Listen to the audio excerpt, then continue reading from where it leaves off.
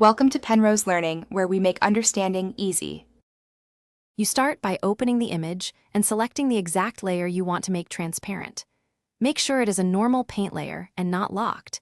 If it is locked or set as a group, unlock or convert it now. Once done, check opacity and blending mode in the layer's docker so you know baseline values. You need the layer editable to change transparency, so verify that you can paint or erase on it before moving to the next step. Now change the layer transparency directly using opacity.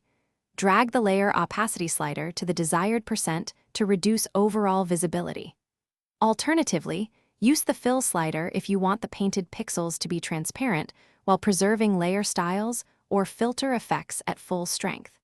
If you need more nuanced results, combine opacity change with a blending mode.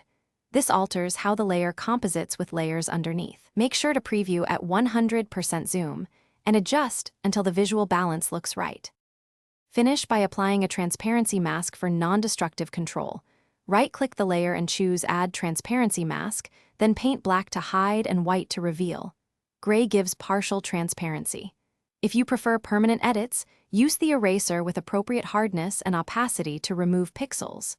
Once satisfied, save in a format that preserves alpha, like PNG or Krita's native format.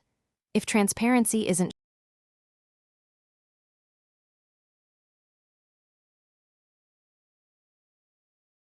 Thanks for watching. If this was helpful, leave a like and consider subscribing. See you next time.